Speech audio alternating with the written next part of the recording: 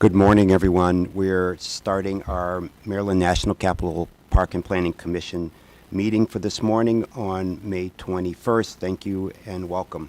So may I get a roll call, Mr. Adams?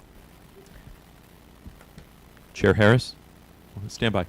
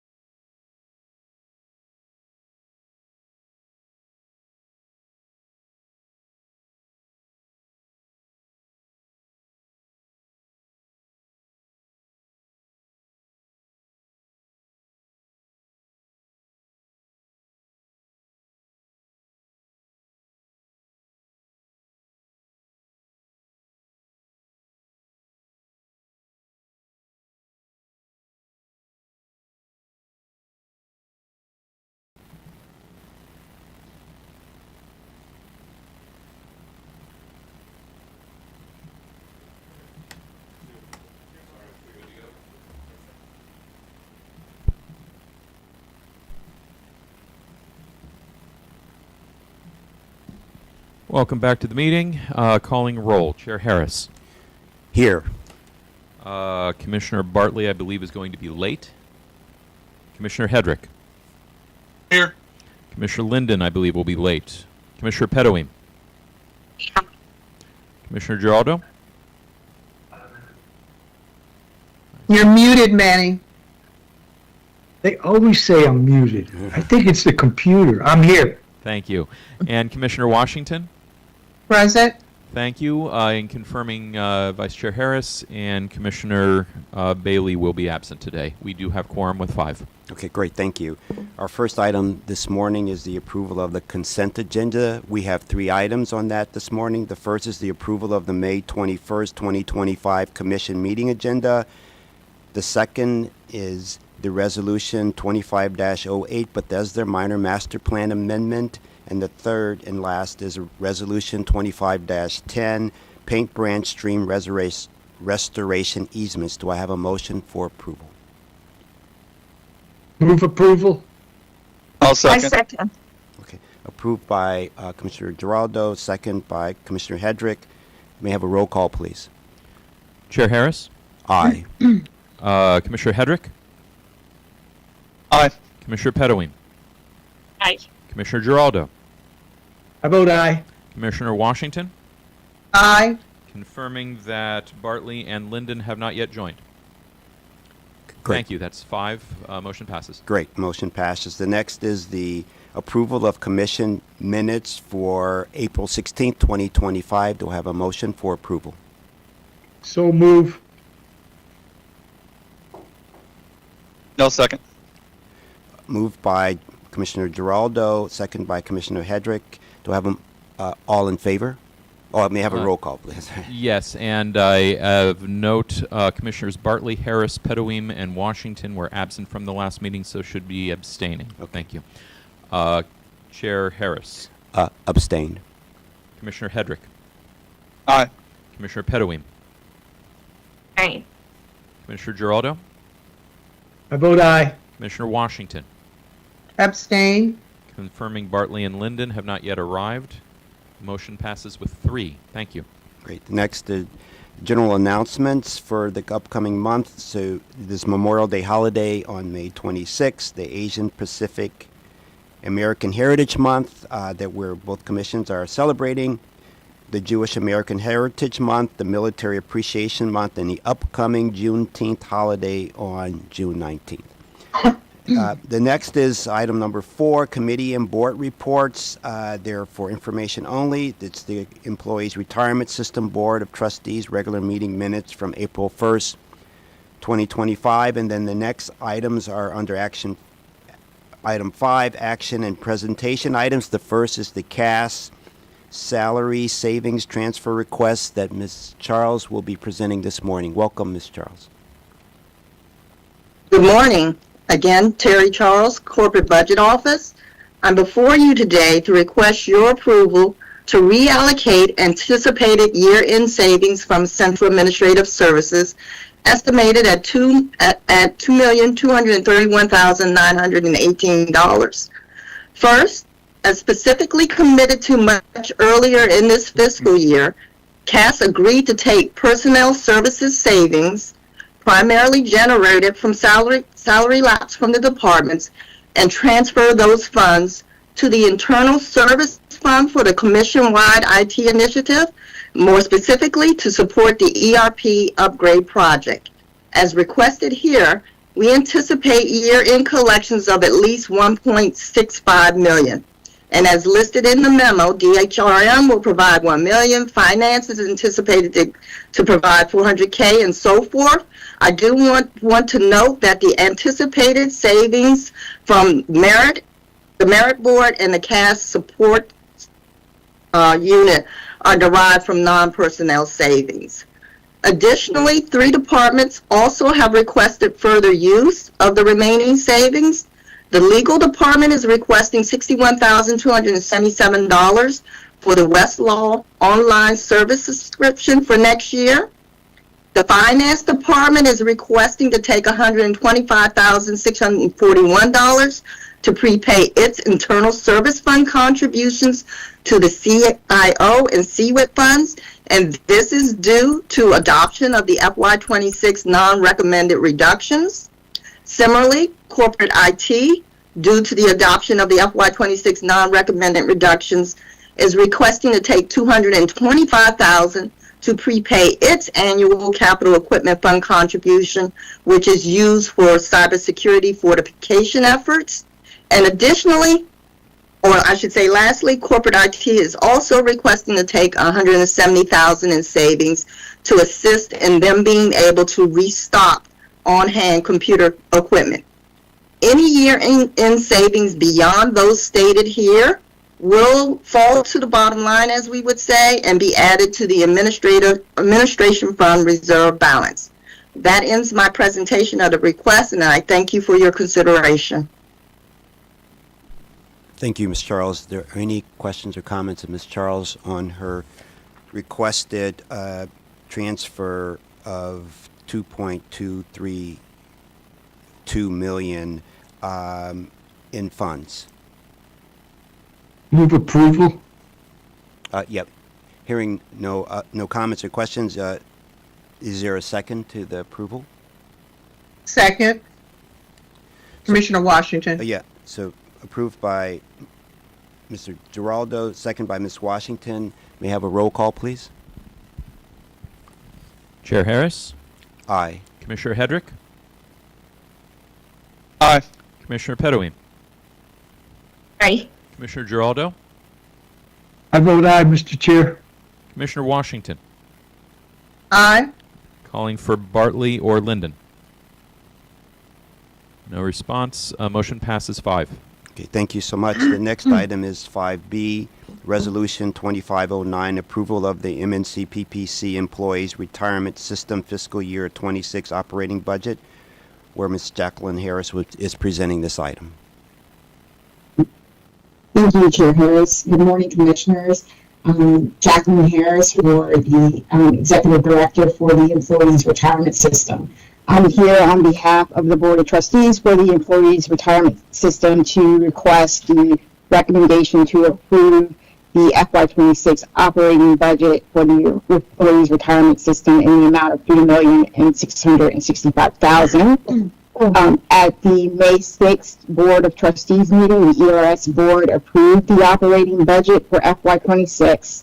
And each year, per the Memorandum of Understanding between the Commission and the Board of Trustees, the Board prepares an operating budget outlining the projected expenses for the Commission's review and approval. The FY26 operating budget in the amount of $3,665,000 represents a 5.5% increase from FY25, and it supports the strategic priorities for the upcoming fiscal year, including a completion of an actual experience study for the 5-year period ending June 30, 2025, an organizational study for the ERS, enhancements to member services, and investment management searches to support the ERS portfolio's asset allocation policy. Once again, the recommendation that I'm here for requesting your approval for is for the FY26 approval of the FY26 operating budget in the amount of $3,665,000. Thank you for your consideration. All right, thank you, Ms. Harris. Are there any questions or comments of Ms. Harris regarding this item? I have just one question real quick. What was the reason for a 5.5% increase? Some of the strategic priorities we have planned for the upcoming fiscal year. The actual experience study, where they look at the past experience for in terms of the census data, that's an additional cost this year. We normally don't perform that every year. There's also additional money included in the budget to perform investment management searches, which require legal reviews. The board just updated its asset allocation policy in recent months, which is going to lead to new managers being added to the portfolio in terms of support of that new asset allocation policy in terms of implementing that. We're also looking at enhancements to our member services. We recently made Member Direct, which is an online self-service tool available to both retirees as well as active participants. Now that we have that tool available to members, we're looking to enhance that tool going forward so the members can experience a better experience in terms of usage. Really, I'm hoping I'm answering your questions, but there's multiple things within the budget that are geared towards the organizational study, improving and modernizing the ERS so that we're more sustainable going forward. Thank you very much, Ms. Harris. I have a question. I'm just curious. Is the cycle for the budget for the retirees different than the regular cycle? Because we are almost finished with all the budget, and then retiring comes from where the budget comes from, and is it part of the regular budget for the commission? Because we finished the budget and this is just coming here now. So the employee retirement system is separate from the commission. We're our own separate entity, so we do not follow the schedule of the commission. Per the Memorandum of Understanding between the Commission and the ERS, we are operating, we have that ability to operate separately. And therefore, everything goes through the board, and first, before it comes to the Commission, because obviously it has to be vetted by the trustees prior to coming to the Commission. how is it funded? Is it funded from general bonds or is it funded separately from the retirees? Where is the funding coming from for the, the 3.5 million that, how is it being supported? It's supported, everything's supported from the ERS. It's not supported from any outside sources. So the investment portfolio, the same way we're paying benefit payments outside of the earnings and the investments that we have, it's the same way we're paying for our internal operations. These operations include investment management expenses as well as any expenses we create as well through our service providers, custodian, investment consultant. All of the underlying expenses that support the operations of the ERS are generated from the income of the investment portfolio. Thank you so much. Thank you. Yeah, Commissioner Pettit, great question, and it's good to know that this, from what I heard, it's funded from income from investments. That's what I heard. Yep, great, thank you. So, wonderful. So do I have, seeing or hearing? Move approval, Mr. Chairman. Okay, great. Second. So, voted approval by Ms. Washington, second by Mr. Giraldo. May I have a roll call, please? Chair Harris, Aye. Commissioner Hedrick, Aye. Commissioner Petaween, Commissioner Giraldo, Vote aye. Commissioner Washington. Aye. Call for Bartley and Linden. Motion passes 5-0. Thank you. Great. The next item is an information item. It's a follow-up from some questions the Commissioner had when this was first presented maybe 6 months ago. It's the follow-up on the GLP-1 drug policy, and Mr. Allen is presenting that this morning. So welcome and thank you.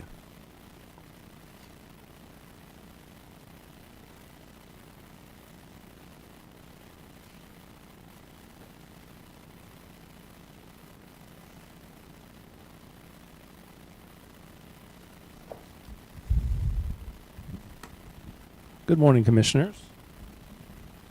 I'm Todd Allen. Good morning. I don't think the volume's Good very morning. high. Good morning.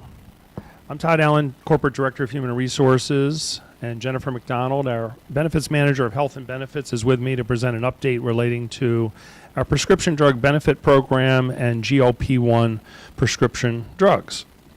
As part of the insurance benefit package we offer to our employees, our retirees, and their dependents, that would be their eligible dependents, the Commission offers the CVS Caremark prescription drug program. The next slide, if you can pull up the presentation, please. I don't see the slide. I'm sorry. Yes, And I don't I'm see waiting you either. Right, I thought they had it up. I'm waiting for them to pull up our presentation. Okay. I was looking around to see if I can find you. Thank you. I think they've turned the volume up a little bit. Can you hear me better now? Still don't see you. Yes, I uploaded the presentation earlier, so it should be right there. All right, the next slide, please. You may want to put it in the presentation mode.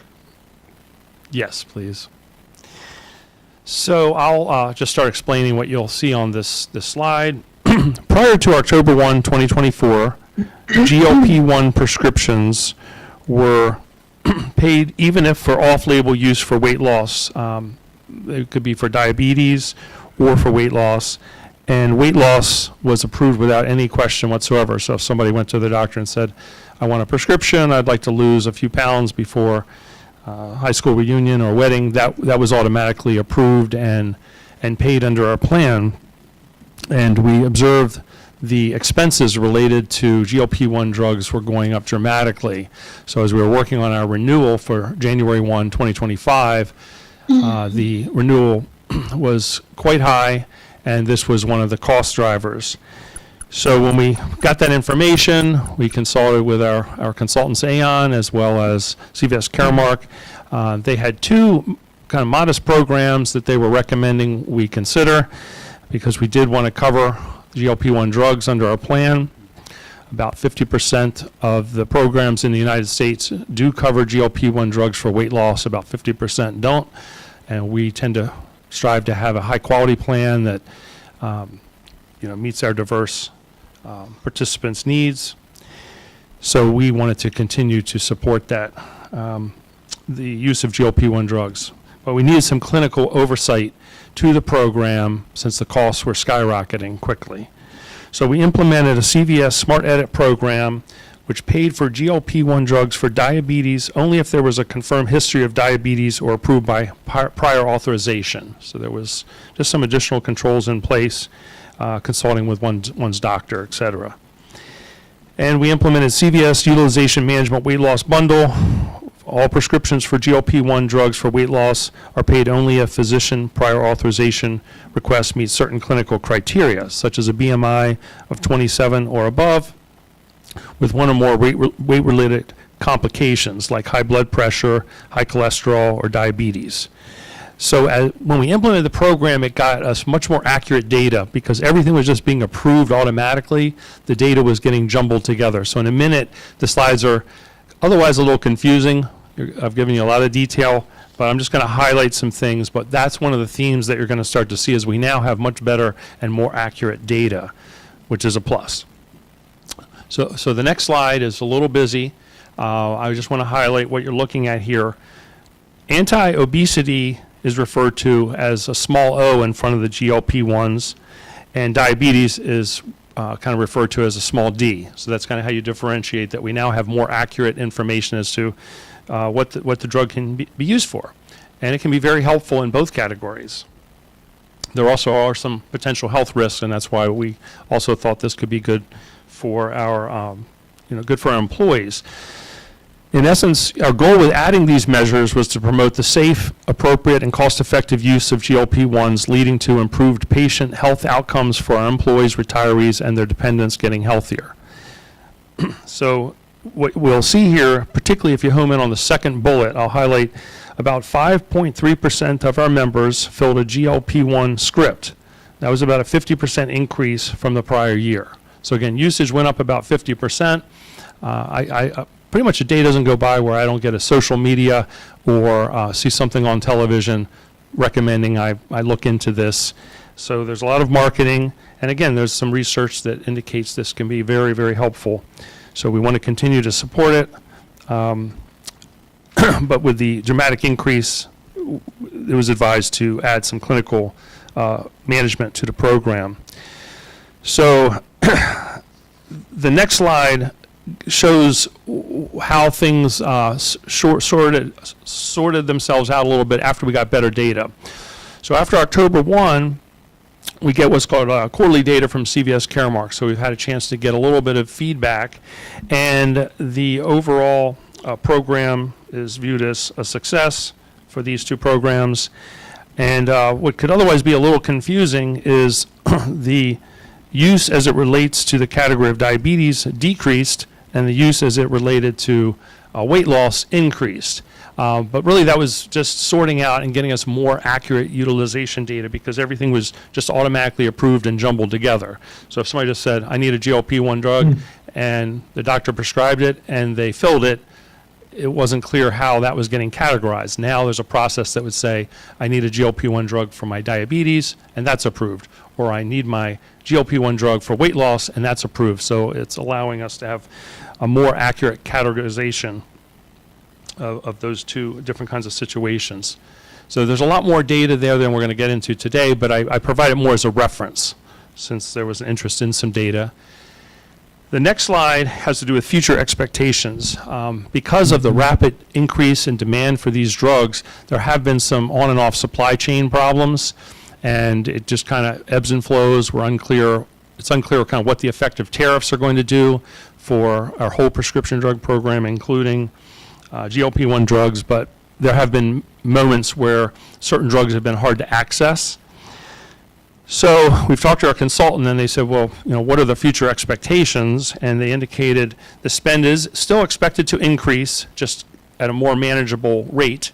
And it's going to increase with medical inflation, prescription drug inflation, new drugs coming out of various sorts, and increased utilization. So GLP-1s definitely are here to stay, and they continue to be part of our program. There's a lot of evidence that they are very effective drugs for serving the intended purposes that they're meant for, and there's a lot of new possibilities in the future. I've heard of things that might move from injections to pills, for example, and we don't claim to be an expert. We do consult with our consultant on these kind of topics. So there's ongoing, with the programs, they're constantly managing what's happening day to day. So to kind of wind down a little bit here, there's drugs like Saxenda and Wegovy. They both have generic alternatives submitted to the FDA, but not yet approved. And in this space, sometimes there's lawsuits fighting over patents and things of that nature. So generally, the drugs are approved for us as a preferred brand name drug, meaning our employer would pay $16. The drug might cost something in the neighborhood of $1,600. So we do provide good coverage for our employees. Our plan kind of keeps an eye out for generic alternatives when they're approved, but generally new drugs are on patent and it takes a while. So it's possible that this may take several years for more generic drugs to come out. Next slide is kind of wrapping my presentation up, and I'll open up for any questions. So as of February 2025, the FDA announced the shortage of weight loss drugs, Wegovy and Zepbound, has ended. So that was a plus, but it's kind of indicative of how the landscape keeps evolving and changing. And so our consultants monitor what the FDA is saying, et cetera. So we are looking at additional possible weight loss management programs, lifestyle intervention programs where we can help. Could be some coaching or things of that nature. We also have a great wellness program out of corporate, and we partner well with the departments. Departments do a lot of great things. In fact, this week it just so happens to be Fitness Week, and the departments have stepped up and done a variety of exceptional things. So kudos to the departments on that. And we offer different kinds of programs, weight loss, cooking type programs, help people learn to eat healthier, cooking demonstrations, webinars and other things, some which we get for free from Kaiser Permanente or United Healthcare and some of our other partners. So we're constantly rolling out education in the wellness space. So, and we will continue to do that. So I'll stop there and see if you have any questions for Jennifer I. Yep. Thank you for following up per our request about 6 months ago, and this is very helpful information, and I see various hands up. So Mr. Hedrick, you were first, and then Ms. Washington, you were second there, and see if there are any other hands. So why don't you go ahead with Commissioner Hedrick. Yeah, I had a couple of questions and a couple of concerns from what you guys sent over here. For one, I understand that we this is about money. It's not about wellness. We don't have any, as I understand the research on this, these wellness programs and cost containment measures, as you mentioned at the end, don't actually do anything. They don't reduce anybody's weight. They're not long-term, and they're not very effective. So I'm not, cooking demonstrations aren't going to have any real impact on the bottom line. So I don't really think that's relevant to the question at hand. The second thing is, it's very obvious from the data that you presented within the thing that you lost twice as many diabetes patients as you gained weight loss patients. And I was concerned when we originally talked about this, about the administrative burden, particularly for patients with diabetes. And I think that's confirmed by the data that you provided, is that you lost 166 paid claims for diabetes, and you gained 89 for weight loss. If we're concerned about weight loss, GLP-1s actually work. Those wellness programs don't, for actual long-term maintenance of weight loss. So I'm wondering why we're why we're pinching pennies on this, and then why we're still maintaining a bunch of these wellness programs that I don't think have any really good evidence that they're particularly effective, either in the short or the long term. And so, do we have any evidence with the folks that went off of the GLP-1s for diabetes of why that happened? Did they not have diabetes? Did they just not be able to get the paperwork in? Were they not able to present, evidence of a diagnosis? Where is these numbers coming from? Are we sure that we're not denying care to some of our employees? And then on the second part, we are still promoting several wellness projects that are not known to be particularly effective, while these drugs are. And so I just wanted to talk through that a little bit. Sure. Our wellness program is really fantastic. We have a number of employees that are participating and have reported that it's been very helpful to them. It could involve exercise or modifying lifestyle of various sorts, food, etc. A number of our programs actually are free. So we're fortunate. United Healthcare and Kaiser think those programs are excellent, and they've been giving us programs actually for free.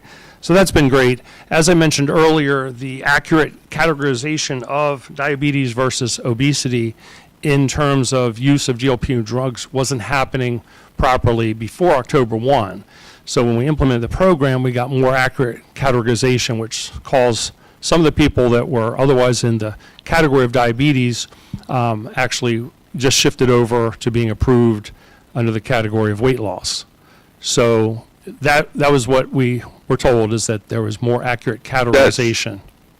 That's my concern, is we lost twice as many diabetes patients as we gained weight loss. Your fundamental argument seems to be that people are getting this for weight loss off label, and that's causing us issues. Also, at the beginning, like, if we're going to say that we think that people want it to lose 10 pounds to get a better, summer body, then we have some evidence for that. Otherwise, it's a little bit, it's a little bit of an iffy question. But also, we lost twice as many diabetes patients, which is a pretty clear diagnosis, versus gaining less than about half of that within weight loss patients for various, and like you said, you had to have a BMI over 27 or high blood pressure and existing, confounding diagnosis. I'm not convinced that this is doing anything other than creating administrative burden, and I don't see any evidence that you provided that that's not accurate. And I'm glad that the free Kaiser Permanente, but unless I show you any evidence that a cooking demonstration makes anybody lose weight, it's not really relevant to the thing at hand when there is evidence that these actually do affect weight loss. Right. And there are health risks that are showing up in the news. A number of people are reporting sometimes muscle loss if they are not doing some strength building exercises, nausea, problems with the injection site and things. So there's some different information clinically that's coming out that, it's helpful to have some clinical management overseeing a program that previously didn't have any clinical management.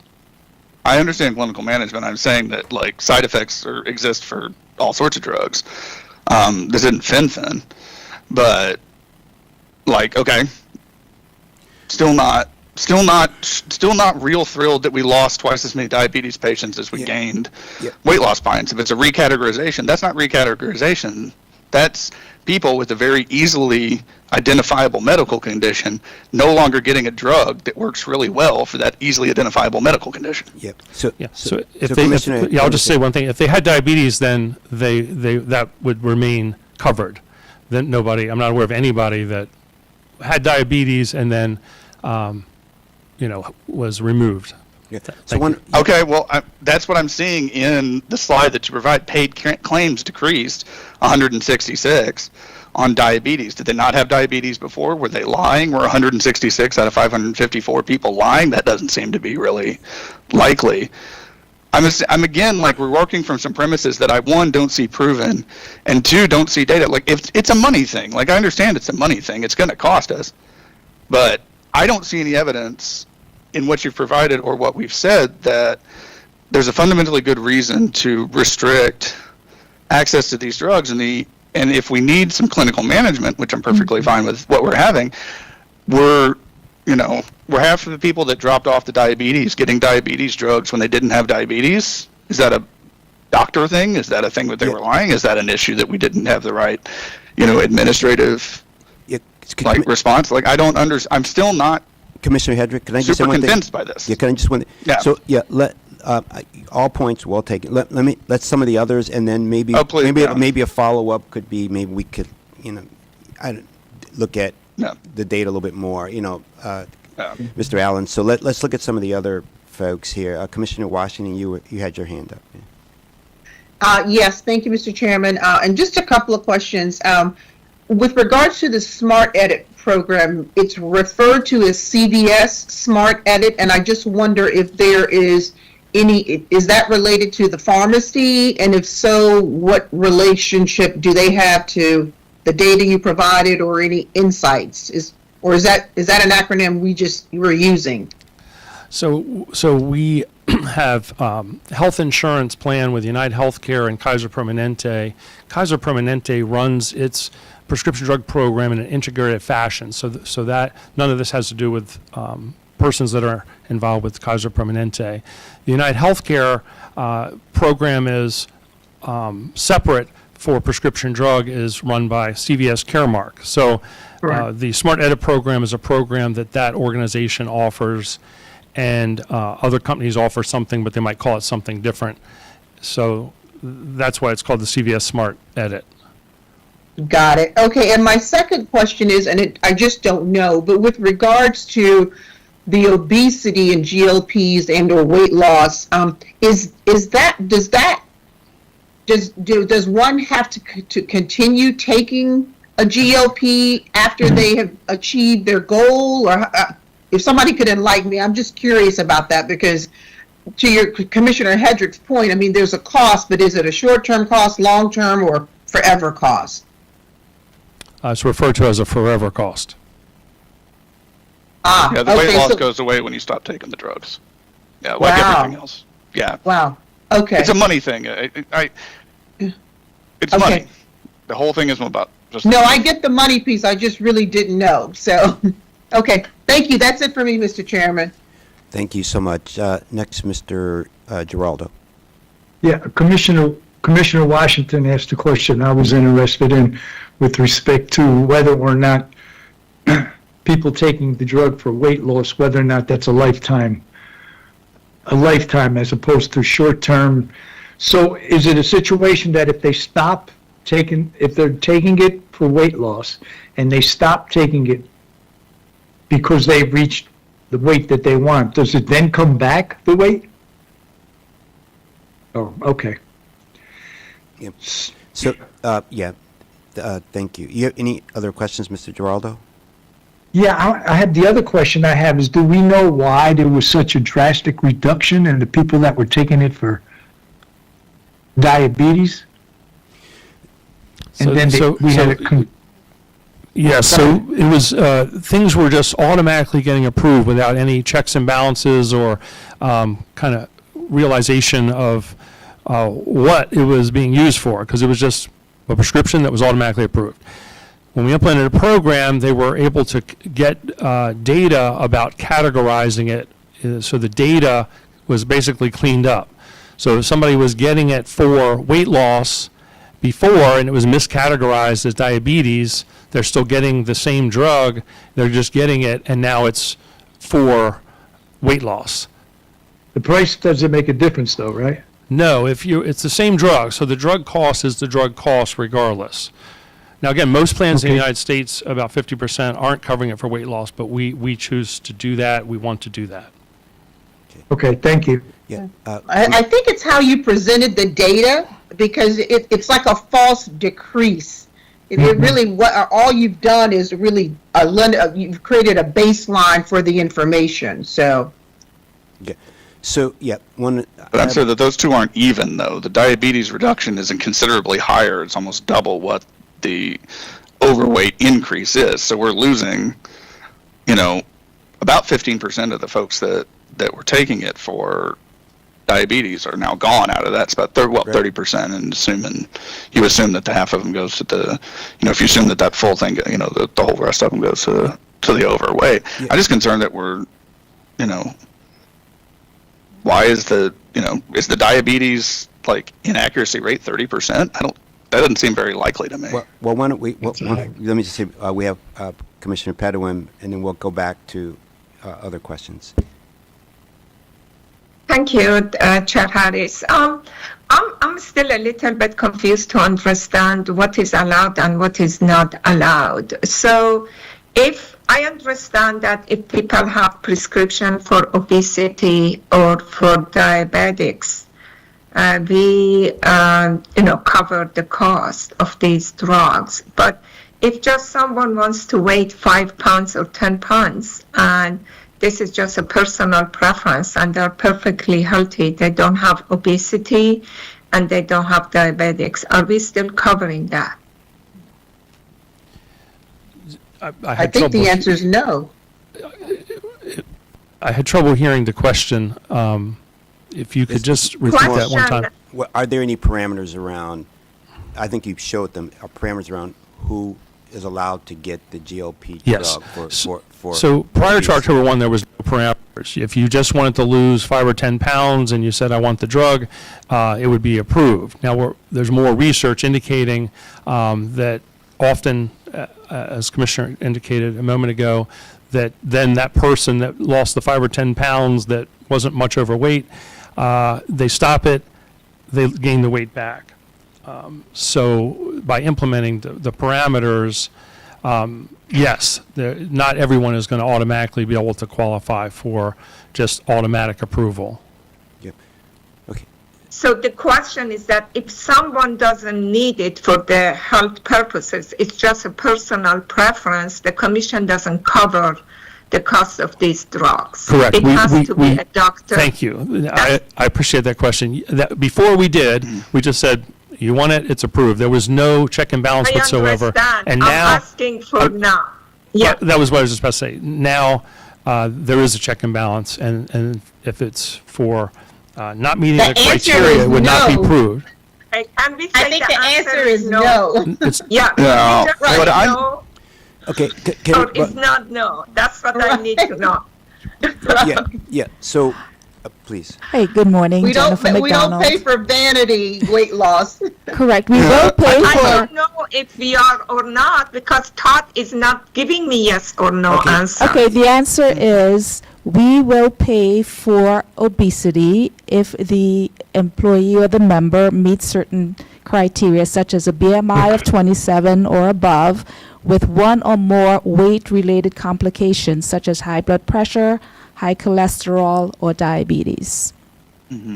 Okay. So we do So- pay for obesity if they meet that criteria. And that has to be with the doctor. Correct. They have to go through a prior authorization where Caremark will request information from the physician. If the member meets that criteria, we will pay the GLP for obesity.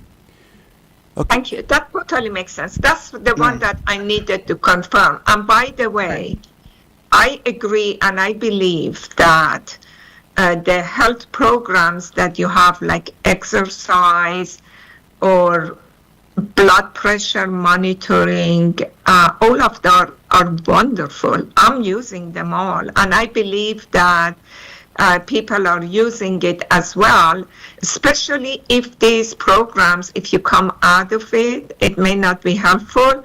I think that you have to continue with what you presented, that what is the healthy way of living that people get used and try to use those. So I think those programs are wonderful.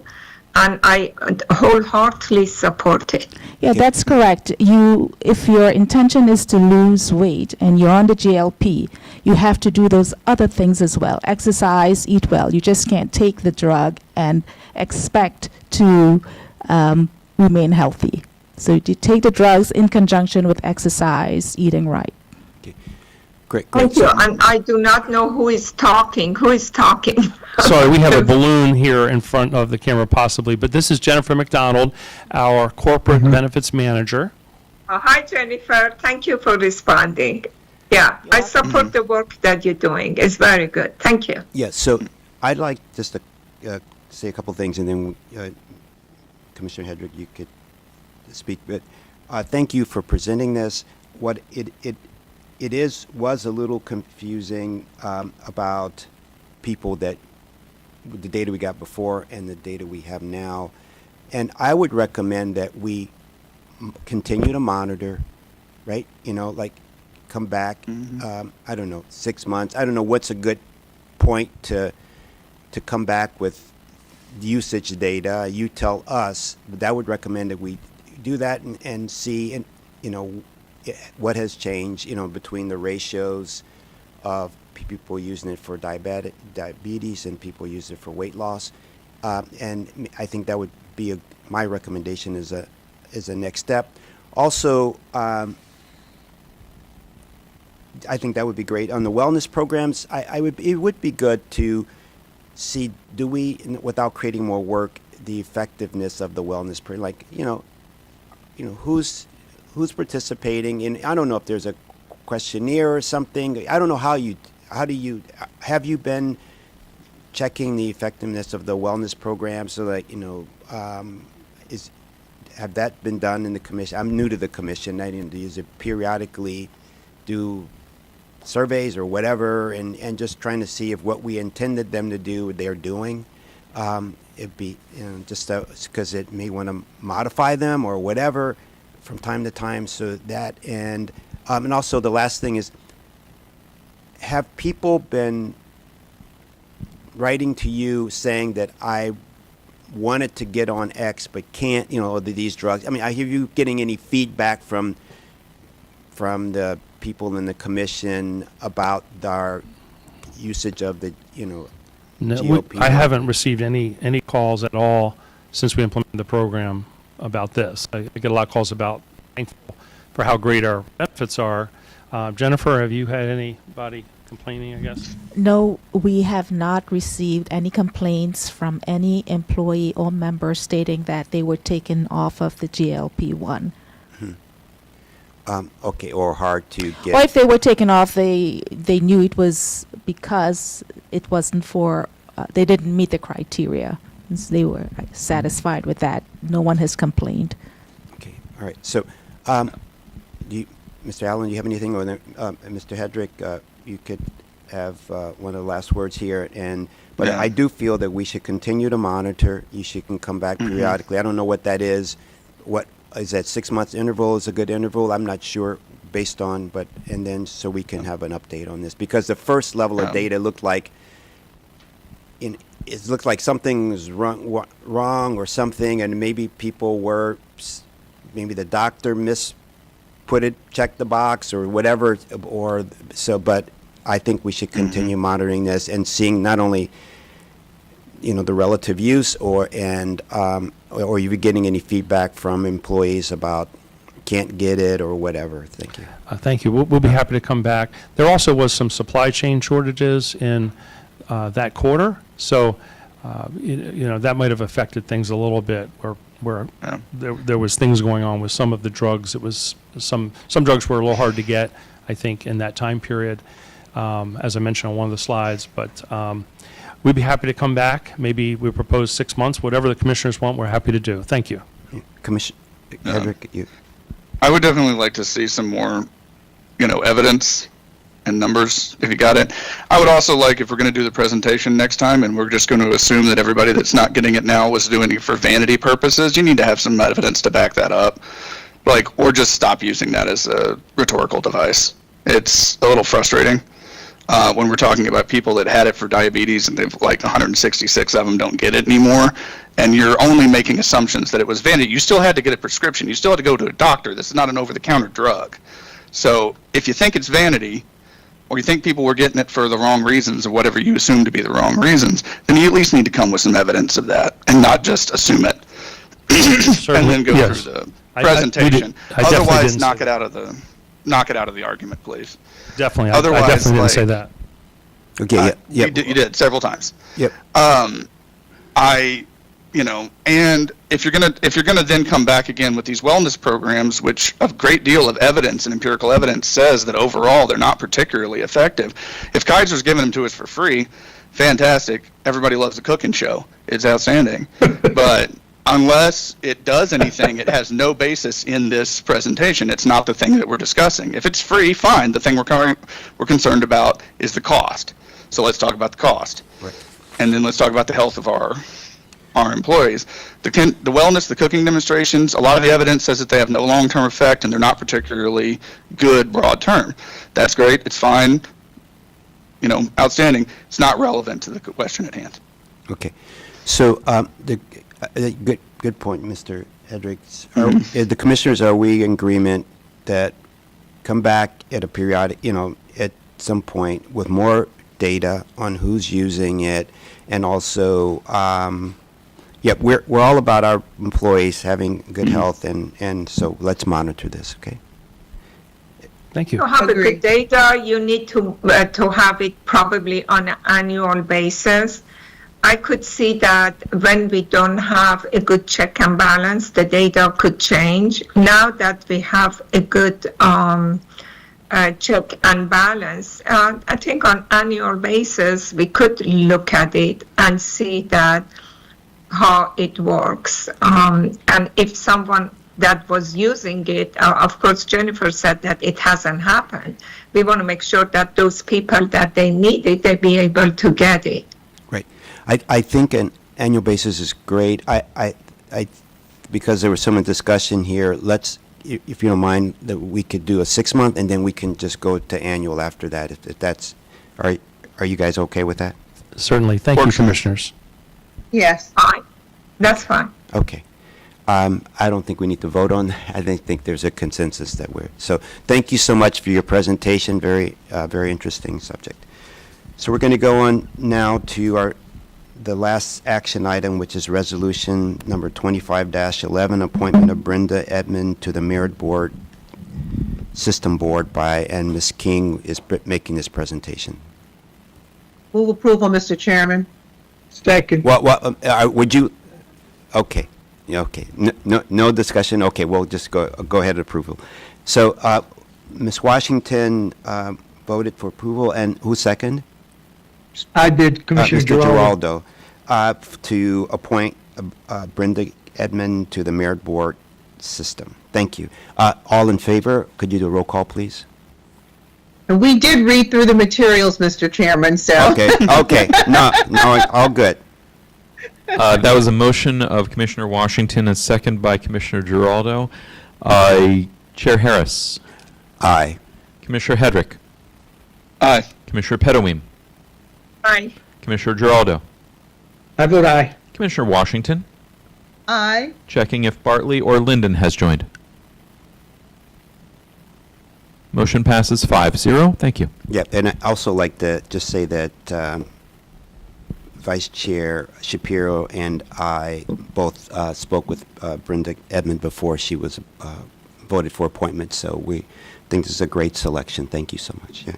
So now we're going to, there are no executive director's reports, secretary treasurer's report today, but we do have a report from general counsel. There is a litigation report. I think it's for information only, but if she would like to, our general counsel would like to make a presentation, please do. Is Ms. Borden on this? Good morning. This is Wes Anton, Deputy Wes. General Counsel. Yes. No, Ms. Borden is currently on leave, and I'll just let the report stand and speak for itself. I don't have a presentation. Okay, thank you. And then now we have our annual legislative update. So we went to a great legislative session, a lot of positives out of it, and we have Ms. Balcom Colbert here to present. Thank you and welcome. Yes. Good morning, Commissioners. For the record, my name is Jordan Balcom Colbert. I'm the Government Affairs Liaison in the Office of General Counsel, here to deliver your annual final legislative report. We had another active legislative session, which concluded on April 7th this year. As the final report shows, you should have all gotten a copy. The Maryland General Assembly introduced over 2,000 bills and passed 878 bills combined from the House and the state. That's a slight decrease from last year's numbers. The Office of General Counsel tracked over 70 bills this year and focused on more than 20 bills based on verbal testimony, written statements, engagement with the members of General Assembly. So budget priorities. We also presented budget priorities before the Budget and Appropriations Committee leadership. We helped bring home quite a few legislative bond initiatives and grant money in over $6 million combined for both of our parks departments. Some of the big projects I want to highlight are the $3 million we received for Wheaton Regional for Montgomery Parks and $1.2 million for Public Playhouse for Prince George's Parks and Recreation. Mm-hmm. In program open space funds, the Commission received an estimated $8 million. We've received some unofficial data from DLS. The official information should come out at the end of May. So the numbers that I'm reporting now should be pretty solid, but again, these are unofficial numbers. So about $8 million for both Montgomery and Prince George's counties for public program open space. Prince George's received an estimated $3 million. Montgomery received an estimated $4 million. Given the tight budget this year, these are really healthy numbers when you take a look at the final report compared to other states. Compared to what other counties got in the states. An estimated $35 million was allotted altogether throughout the state of Maryland to different counties. I'm going to highlight a few state legislative bills. The Protect Our Federal Workers bill. Some important state highlights include the passing of that bill, which geared at reaffirming support for federal workers that experience unemployment due to the recent closures and mass layoffs by expanding the existing catastrophic event account to address these instances. Given the federal workforce climate and the direct impact on the state of Maryland residents, the General Assembly this year stressed the importance of passing this timely legislation. This bill was signed last month in April. The solar bill. This bill passed. As you may recall, among other things, this bill established a distributed generation certificate of public convenience and necessity to authorize construction and operations of distributed solar energy generating systems. It requires the Public Plant Research Program by July 1st of 2026 to develop and submit to the Commission proposed siting and design requirements and licensing conditions. As you know, this bill started out very popular in the fall in 2024 and was formally introduced in January 2025 during session. But this bill stayed quiet until the very last few days of session and actually passed. So this bill was signed into law yesterday on May 20th. HB 503, the Housing Development Bill, was a very popular topic. Housing was a very popular topic for the Moore-Miller administration these past couple of years. Last year, as you know, Governor Moore introduced a successful housing package, which the Commission and various other stakeholders worked behind the scenes to help successfully pass. However, this year's housing push was not so successful. HB 503, the original version of the bill, sought to require the Department of Housing and Community Development and Planning to calculate regional housing infrastructure gaps. The bill was amended several times during the 90-day session and ultimately revised to reflect periodically establishing housing production targets for the state in certain local jurisdictions. Since this bill was not successful, we do expect new legislation on housing to pick back up next year, and stakeholders are already buzzing about it in the interim.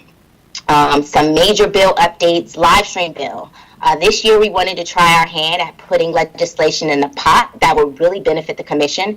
Every year, we do a really good job at protecting the Commission from harmful bills that would have a negative impact on the work that we do. So we decided to work with the Montgomery Planning Department on drafting a bill that would give the Montgomery County Planning Board more flexibility when it comes to conducting educational field tours. With that said, I want to congratulate Chair Harris and the Montgomery County Planning Department staff on helping the live stream bill pass clean. No issues, and now certain project site visits and educational field tours will not require live audio or video for the planning board members of Montgomery County and WSSC. I had the pleasure of joining Jason Sartori, the Montgomery County Planning Director, and Alana Branda, Chief of Staff to the Commissioners, for an official bill signing earlier this month. This bill goes into effect July 1. So congratulations, Chair Harris and staff and the Planning Department. Now on to the Emory Grove bill. This bill did really well in the General Assembly this year and passed. As you recall, this bill would establish a task force on how urban renewal caused the displacement of residents in Emory Grove from the 1960s through 1985. The task force will be staffed by the Montgomery County Office of Human Rights to study how the urban renewal process displaced residents at that time. The task force will include representatives from the Montgomery County Parks Department. The first task force meeting is scheduled July 1st, which is coming up soon this year. An interim report is due December 2025, and a final report is due to the General Assembly in 2026. This bill was signed into law earlier this month, and again, myself and staff were in Annapolis for this bill signing as well, and we just really thank Delegate Crutchfield for allowing us the opportunity to be a part of this process. Development Authority Bill. This bill, as you recall, intended to allow municipalities to impose additional or stricter building requirements that are required by county zoning on residential buildings with 4 or fewer dwelling units and their accessory structures without regard to the zoning for the land where the building is located. This bill was signed into law yesterday, effective date October 1st of this year. The accessory dwelling bill, as you know and you may recall, this bill requires that on or before October 1st of 2026, each legislative body to adopt a local law authorizing the development of accessory dwelling units subject to certain requirements to meet housing needs. We helped the bill sponsor amend this bill into a much better working piece of legislation that would align with the county's goals. This bill passed, was signed into law, and the effective date is October 1st. A last few bills that were important to the commission this year is the Zoning and Fairness Bill. As you recall, this bill was introduced last year and it didn't pass. Reintroduced again this session. Among other things, as you recall, this bill initially focused on removing all the approval authority from Prince George's Planning Board and the Board of Appeals and giving exclusive approval authority to the Prince George's County District Council. And in the earlier stages of session, the Prince George's County delegation heavily amended the bill to focus on a task force to study land use issues, which was a little broad, but those issues would stem from issues in the county. This bill passed in the House, but it failed in the Senate, and it will likely return next year. Last few bills before I move on and close out is the Municipal Corporations Bill. This bill did not pass. And as you may recall, it authorized certain municipalities to exercise zoning and subdivision authorities utilizing the same zoning code regulations as the county. Please expect this bill to come back next year. We've seen it quite a few times, and we do not anticipate that the bill sponsor will stop pushing for this bill.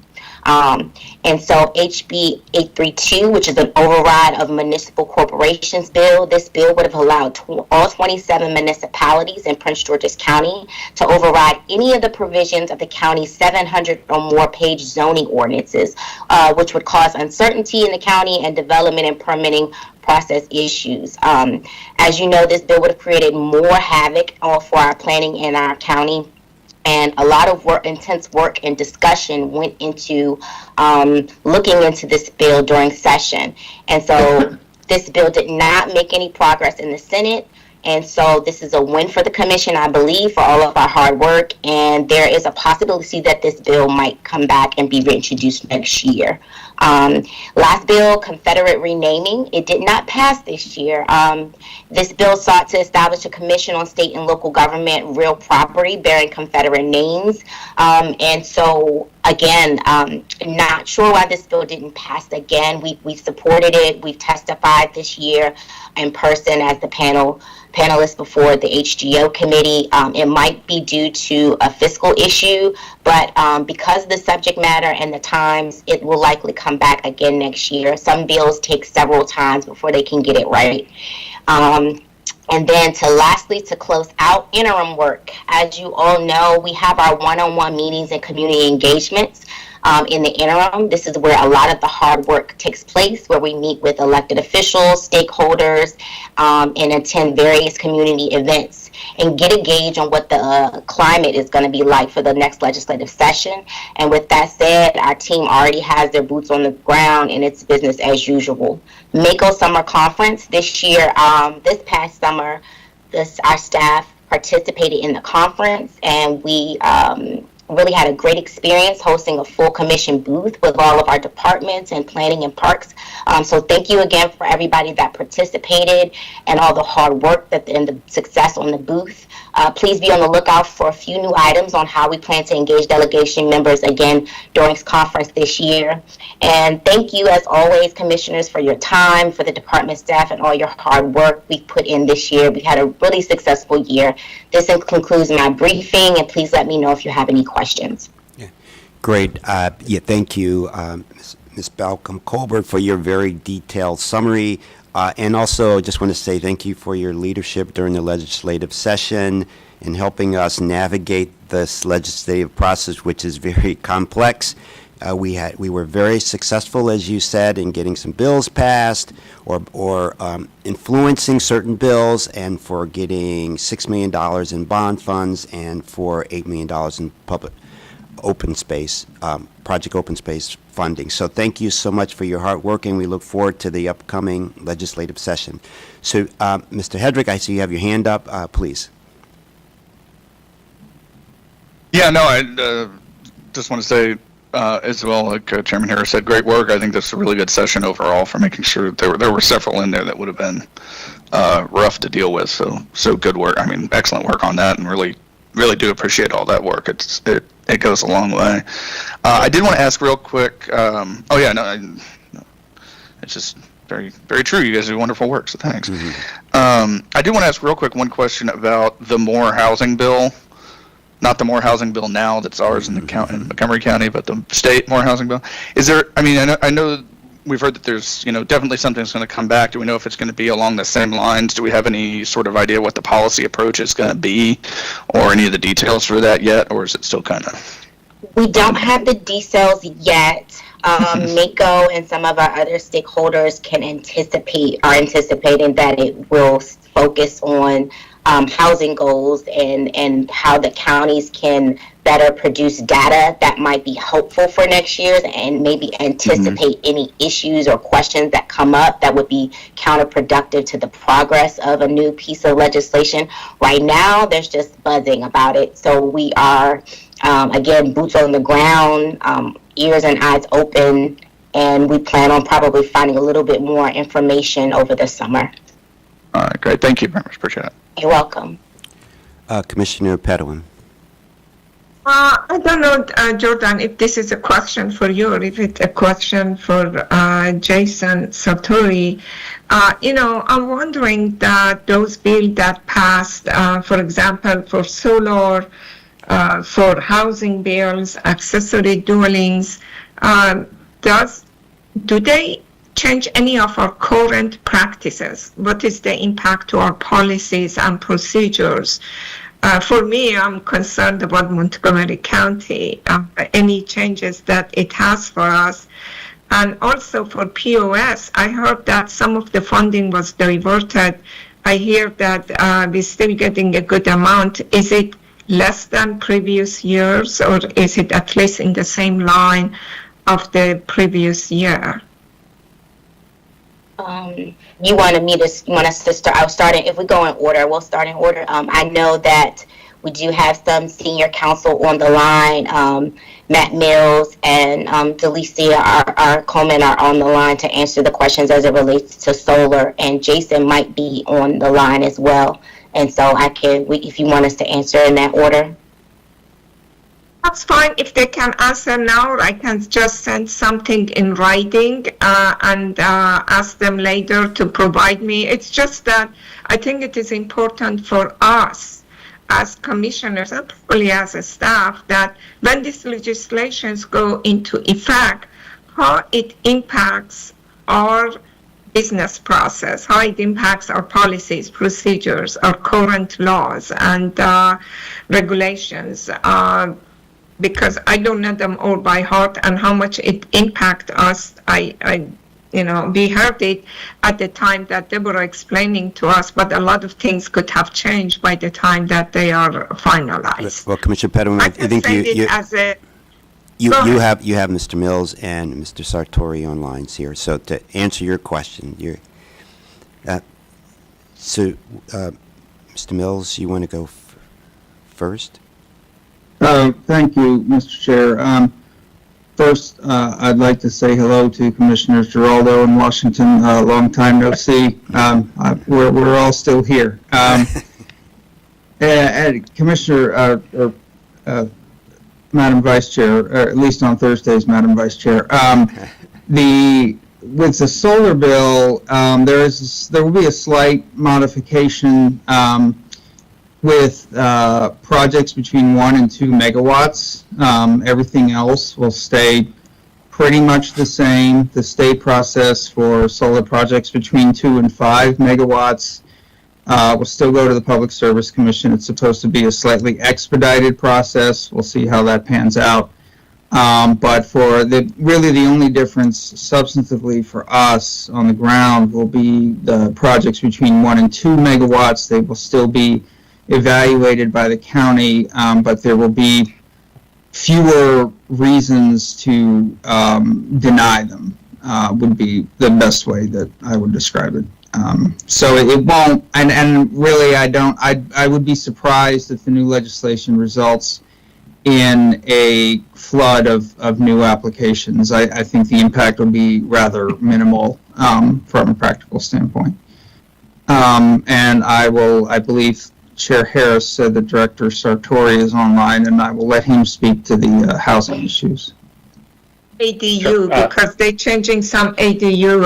I'm not sure that if it impacts us a great deal. We may have most of it in place already. I don't know. Well, thank you. For the record, Jason Sartori, Montgomery County Planning Director.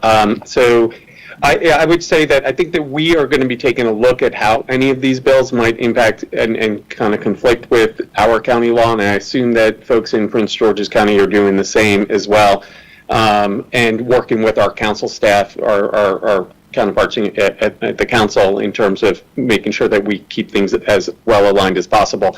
On the ADU bill, if I recall correctly, and Ms. Balcom Colbert might be able to confirm this, but I believe that we were heavily involved in trying to adjust the language in that prior to adoption so that it was better aligned with at least existing ADU law in Montgomery County. Again, I don't know how well it aligns with what is allowed in Prince George's County, but the hope is that I think it did get adopted as something that was a little bit more compatible with ours, but we'll continue to take a look at that to see if we need to make any adjustments on our end. I was just curious. Thank you. That's good enough. So we are still looking at it. Thank you. I appreciate it. And I do not know if anybody from Parks Department is here to tell us what happened to POS, because I heard that the bad news was that they diverted the funding from POS to somewhere else. And POS is sort of a lifeline for the Parks Department. So I do not know if we still got a lot less, some less, or what. So this is Jordan. Oh, go ahead. I'm sorry. Got you. Well, Jordan, I don't know if you have the full numbers in front of you. I was just going to provide Commissioner Pettaway. Okay. Hi, Commissioner Pettaway. I'll pass it up to Jordan if she has the full numbers. But the short story is, we took a pretty significant hit from our projected POS budget to final, and we had to cut a number of projects that we anticipated to do, and that was offset to a large degree by the grants that we were able to receive, but it wasn't one-to-one because those grants are specific for specific projects, and we're still going to have to delay other projects through POS. So it did impact us. Okay. It very much impacted us. Yes. And that's too bad. Okay. And I would just like to add that, there was some recommendation from DLS to kind of divert those funds. That's probably what you were hearing, Commissioner. And a lot of effort from stakeholders, including the commission, went into reaching out to all of the committees that were involved to ask them not to do this. And so I don't think they went that route. However, like everything else in the budget, they did trim some costs down. And then historically in previous years, I think before when we first started this journey, there were about $14 to $13 million in program open space for both of our counties. So now, as you can see, that has significantly decreased. Yeah, that's really bad. Okay, thank you so much. Thank you. Great. Thank you for the question. Great. Thank you for all the good work, Jordan. I really very appreciate it. Thank you. Yeah, Thank you. No problem. My pleasure. yeah. There's definitely strength in numbers. We talked about the one commission, and we really pushed hard as a bi-county commission for funding and for them not to reduce funding as much, and that was due to the strength of our commission. So thank you. So we're going to go into. Thank you. That's the open session of our meeting this morning. Now we're going to go in closed session. Do I have a motion to go into closed session?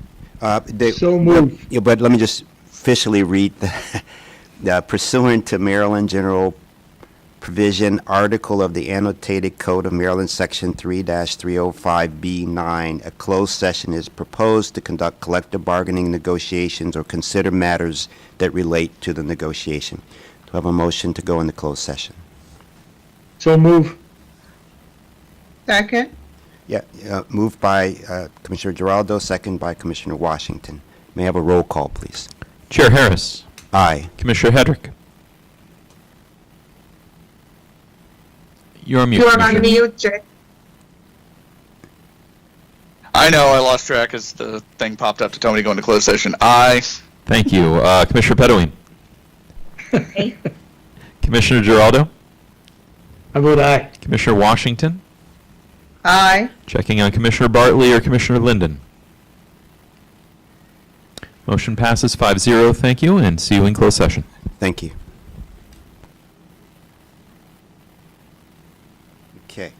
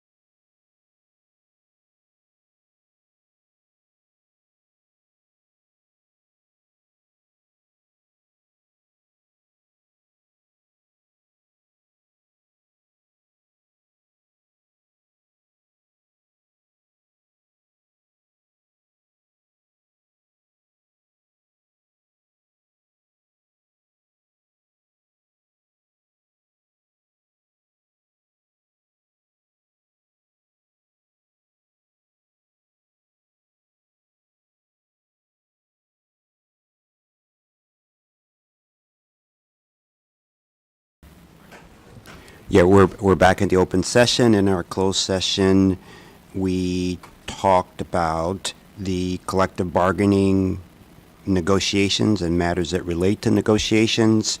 So and this will end our commission meeting for today. Do I have a motion to, pardon me? Oh, and we passed the April 16th closed session minutes.